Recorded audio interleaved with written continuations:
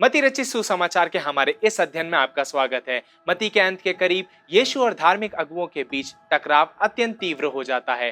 फरीसी और सदूकी यीशु को बदनाम करने के लिए उन्हें कुछ गलत कहने को उकसाने का प्रयास करते हैं। जब उनके ऐसे आक्रमण लगातार पलटकर उन्हीं पर वार करते हैं, तब धार्मिक अगुवों के पास और भी अधिक आक्रामक रणनीति के लिए अपने इस तरीके को छोड़ने के अलावा कोई विकल्प नहीं रह जाता है। यह यीशु की गिरफ्तारी और क्रूसीकरण की ओर ले जाता है। अब आइए हम सुसमाचार की ओर बढ़ें और देखें कि ये घटनाएं कैसे घटित होती हैं। मत्ती अध्याय 22-17 में हम यीशु पर हुए पहले हमले को देखते हैं। फरीसी उनसे एक छलपूर्ण प्रश्न पूछकर उन्हें फंसाने की कोशिश करते हैं। कैसर को कर देना उचित है या नहीं। अध्याय 18-21 में मत्ती आगे कहते हैं, यीशु ने उनकी दुष्टता जानकर कहा, हे कपटियों, मुझे क्यों परखते हो? कर का चुनाव वाला सिक्का मुझे दिखाओ। तब वे उनके पास एक दिनार ले आए और उन्होंने उनसे पूछा, ये छाप और नाम किसका है? वे उनसे कहते हैं, कैसर का। तब उन्होंने उनसे कहा, जो कैसर का है वो कैसर को, और जो परमेश्वर का है वो परमेश्वर को दो। अब यदि कैसर की छाप लगी मोहर सिक्के को कैसर का बनाती है, तो चर्चा के तर्क के अनुसार फिर परमेश्वर का क्या है? प्रश्न यह है कि परमेश्वर की छाप वाली मोहर किस पर लगी है जिससे वह उनका हो जाए?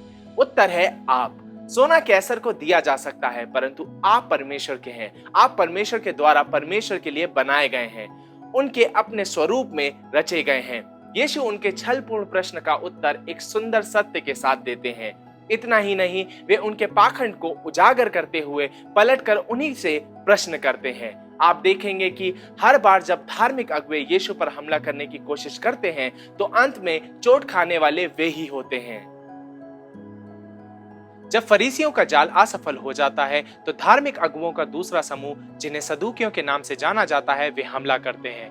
ये सदूकी व्यवस्था विवरण अध्याय 25:5-10 को लेकर पुनरुत्थान के संबंध में एक बेतुकी परिस्थिति के साथ यीशु को फंसाने का प्रयास करते हैं। यह हिस्सा बताता है कि अगर एक महिला का विवाह किसी पुरुष से हो जाता है और वह निसंतान मर जाता है, तो वह अपने पति के भाई से विवाह के माध्यम से खुद को छुड़ा सकती है। यह एक कठोर देश में महिलाओं के लिए महत्वपूर्ण सुरक्षा प्रदान करता है। सदूकी एक ऐसी स्थिति का प्रस्ताव करते हैं जहां 7 भाई बिना संतान दिए एक के बाद एक कुंवारी स्त्री के साथ विवाह करते हैं और मर जाते हैं। फिर वे पूछते हैं कि पुनरुत्थान पर वह किसकी पत्नी होगी। यीशु मत्ती अध्याय 22:29-32 में इसका उत्तर देते हैं, तुम पवित्र शास्त्र और परमेश्वर की सामर्थ को नहीं जानते, इस कारण भूल में पड़े हो। क्योंकि जी उठने पर वे ना विवाह करेंगे और ना विवाह में दिए जाएंगे, परंतु स्वर्ग में परमेश्वर के दूतों के समान होंगे। परंतु मरे हुओं के जी उठने के विषय में क्या तुमने यह वचन नहीं पढ़ा जो परमेश्वर ने तुमसे कहा, मैं अब्राहम का परमेश्वर और इसहाक का परमेश्वर और याकूब का परमेश्वर हूँ। वह मरे हुओं का नहीं, परंतु जीवितों का परमेश्वर है। आप देखें, यीशु केवल उनके प्रश्न का उत्तर नहीं देते, वे उनकी समस्या की जड़ तक जाते हैं। सदूकी अलौकिक शक्ति पर विश्वास नहीं करते हैं। फिर यीशु परमेश्वर और धर्मशास्त्र दोनों के बारे में उनकी अज्ञानता को प्रदर्शित करते हुए उनके प्रश्न को उन्हीं पर पलट देते हैं। यीशु के शब्द डंक की तरह चुभते हैं जब सदूकी स्वयं पर टोरा का व्यापक ज्ञान रखने का घमंड दिखाते हैं। जब सदूकियों को कोई प्रत्युत्तर नहीं सूझता, तब पुराने नियम का एक व्यवस्थापक आगे आकर मत्ती अध्याय 22:36 में प्रश्न पूछता है, हे गुरु, व्यवस्था में कौन सी आज्ञा बड़ी है? यीशु वचन 37-40 में उत्तर देते हैं, तू परमेश्वर अपने प्रभु से अपने सारे मन और अपने सारे प्राण और अपनी सारी बुद्धि के साथ प्रेम रख। यह सबसे बड़ी और मुख्य आज्ञा है। और दूसरी आज्ञा इस प्रकार है कि तू अपने पड़ोसी से अपने समान प्रेम रख। ये दोनों आज्ञाएं सारी व्यवस्था और सारे भविष्यद्वक्ताओं का आधार है। इन 2 आज्ञाओं में यीशु हमें कुछ इस तरह सिखाते हैं, ऊपर देखो और परमेश्वर से प्रेम करो, फिर चारों ओर देखो और दूसरों से प्रेम करो। उनसे वैसा ही प्रेम करो जैसा तुम अपने आप से करते हो। जब हम मत्ती अध्याय 23 की ओर बढ़ते हैं, तो यीशु और धार्मिक संगठन के बीच हुआ विरोध अपने चरम पर पहुंच जाता है। यीशु उनके नेतृत्व संबंधी ज्ञान का सामना करते हैं, जो नेतृत्व पर यीशु की शिक्षा के बिल्कुल विपरीत होता है। उन्हें आदर के पद और खास व्यवहार पसंद है और वे स्वयं को अन्य सभी से श्रेष्ठ समझते हैं। यीशु ने अपने अनुयायियों को परमेश्वर और मनुष्य के सामने नम्रता के साथ जीने की आज्ञा दी है। यीशु शास्त्रियों और फरीसियों को उनके पाखंड और झूठी शिक्षा के लिए फटकार लगाते हैं। वे लोगों को परमेश्वर के राज्य में लाने के बजाय उससे दूर रखते हैं। वे परमेश्वर के लिए नहीं वरन अपने लिए चेले बनाते हैं और ये चेले उनसे भी बदतर बन जाते हैं। वे प्रतिबद्धताओं को तोड़ते हैं, दया रहित जीवन जीते हैं, सब प्रकार से न्याय का त्याग करते हैं और विश्वास के बिना अगुवाई करते हैं।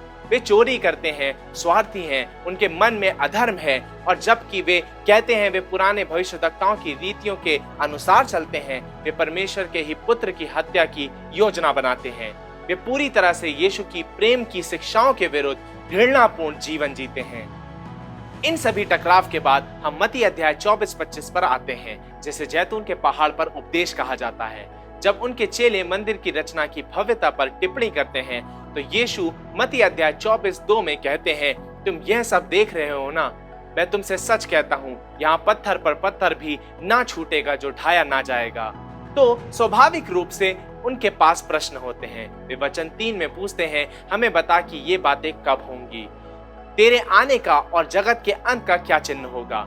यीशु अपने सबसे दुखद उपदेश को आरंभ करते हैं, जिसमें इन तीनों प्रश्नों के उत्तर सम्मिलित लगते हैं। कुछ भविष्यवाणियां यीशु के कहने के तुरंत बाद ही पूरी हो जाती हैं, अन्य सभी आज भी यीशु के वापस आने तक पूरी होने की प्रतीक्षा में हैं। प्रेरित पूछते हैं, आपके आने के क्या चिन्ह होंगे। वे यह भी पूछते हैं, जगत के अंत का क्या चिन्ह होगा। हम जानते हैं कि इस समय वे यीशु के सभी उद्देश्य को नहीं समझ पाते हैं। वे निश्चित रूप से अभी तक मसीह की मृत्यु, पुनरुत्थान, स्वर्गारोहण और दूसरे आगमन के बारे में नहीं जानते हैं। हालांकि यीशु उन्हें एक कठिन उत्तर देते हैं और उन्हें इसी में बढ़ना चाहिए। वे युद्धों, अकालों, भूकंपों, धर्म त्याग, ठंडे हृदय, सारे जगत में सुसमाचार का प्रचार किए जाने और महाक्लेश की भविष्यवाणी करते हैं। मत्ती अध्याय 25 में यीशु हमें 3 दृष्टांत उन घटनाओं को समझाने के लिए देते हैं जो उनके दोबारा आने के समय पूरी होंगी। 10 कुंवारियों का दृष्टांत, तोड़ों का दृष्टांत तथा भेड़ और बकरियों का दृष्टांत। पहला दृष्टांत एक पारंपरिक घटना को दर्शाता है जो एक यहूदी विवाह से पहले होती है। 10 कुंवारियां दुल्हन के साथ अनिश्चित समय पर दूल्हे के आगमन की प्रतीक्षा करती हैं। जब वह आएगा तब उन्हें उसके साथ जाना होगा। यह प्रभु के पुनर्गमन का प्रतिनिधित्व करता है। दृष्टांत में दूल्हे को आने में देर हो रही है और उन पर नींद हावी हो गई है।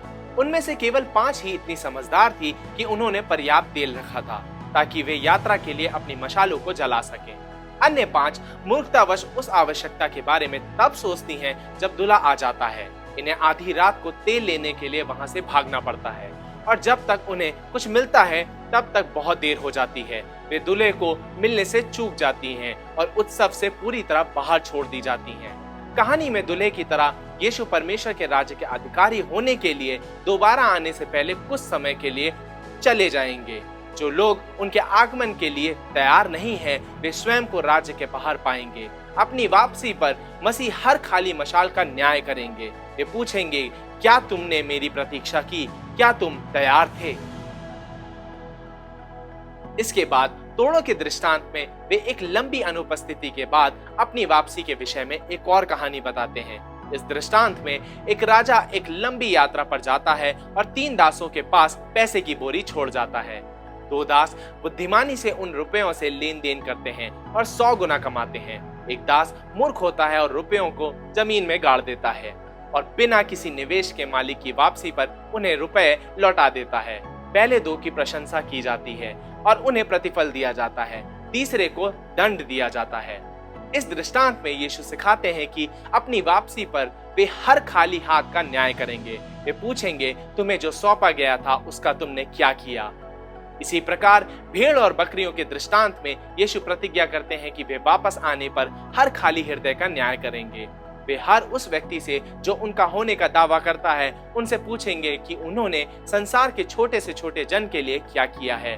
परदेसी, उत्पीड़ित, जो भूखे या प्यासे हैं और जो बंदीगृह में हैं। वे दूसरों के साथ उनके व्यवहार को अपने साथ किया हुआ व्यवहार मानेंगे। वह भेड़ जिसने प्रेम दिखाया वह उसकी महिमामय उपस्थिति में प्रवेश करेगी, अनंत जीवन में। बकरियां जो केवल अपनी परवाह करती हैं उन्हें आग में डाल दिया जाएगा, अनंत दंड में। यीशु धार्मिक अगुओं के कपट की ओर संकेत करते हैं। वे घोषणा करते हैं कि वह उन लोगों का न्याय कठोरता पूर्वक करेंगे जो स्वार्थी और पापी जीवन जीते हुए धार्मिक होने का दावा करते हैं। इन दृष्टांतों के द्वारा यीशु धार्मिक अगुओं के दंड की घोषणा करते हैं। उन्होंने अपने आप को सार्वजनिक रूप से उनका शत्रु बना लिया है और यहीं से यीशु की मृत्यु और पुनरुत्थान की घटनाओं में नाटकीय रूप से तेजी दिखाई पड़ती है। जैसे जैसे उनकी मृत्यु की घड़ी नजदीक आती जा रही है, यीशु प्रदर्शित कर रहे हैं कि कैसे एक धर्मी व्यक्ति ऐसे गंभीर सताव का सामना करता है। यीशु इन घटनाओं के बारे में इतने व्याकुल होते हैं कि उनका पसीना लहू की बूंदों के रूप में टपकता है। मत्ती अध्याय 26 39 से 44 में वे 3 बार प्रार्थना करते हैं, हे मेरे पिता, यदि हो सके तो यह कटोरा मुझसे टल जाए, तो अभी जैसा मैं चाहता हूँ वैसा नहीं, परंतु जैसा तू चाहता है। हे मेरे पिता, यदि यह मेरे पिए बिना नहीं हट सकता तो तेरी इच्छा पूरी हो। क्या आपने कभी ऐसी प्रार्थना की है? हम सभी अपने जीवन में कठिन समयों का अनुभव करेंगे जहां हम संघर्ष करेंगे और परमेश्वर से मांगेंगे कि वे उन परिस्थितियों को हमसे अलग कर दें। हालांकि हमारी प्रार्थना वास्तव में कभी भी मसीह जैसी नहीं होगी जब तक कि हम मेरी इच्छा नहीं बल्कि आपकी इच्छा पूरी हो इस प्रार्थना को सच्चे अर्थ में ना करें। मत्ती के इन अंतिम अध्यायों में होने वाली हर बात को ध्यान में रखना सबसे महत्वपूर्ण बात है। यह सब यीशु द्वारा अपने पिता की इच्छा को पूरा करने के बारे में है। यीशु के क्रूसीकरण का महत्व इसके बारीक विवरणों में नहीं है, बल्कि सूली पर चढ़ाए गए व्यक्ति में है। यीशु की मृत्यु किसी अन्य मृत्यु की तरह नहीं है, यह अनोखी है। यह इतिहास के एकमात्र सच्चे धर्मी व्यक्ति की मृत्यु है। हालांकि यह उनकी कहानी का अंत नहीं है। यीशु का पुनरुत्थान सब कुछ बदल देता है। परमेश्वर की सारी प्रतिज्ञाएं जी उठे हुए मसीह में वास्तविक बन जाती हैं। हमारे लिए यीशु का पुनरुत्थान विश्वास का एक कथन है।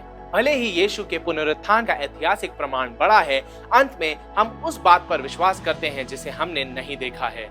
चेलों के लिए पुनरुत्थित मसीह वास्तविक परिवर्तनकारी मुलाकात है जो बाइबल की सभी प्रतिज्ञाओं को सच प्रमाणित करती है।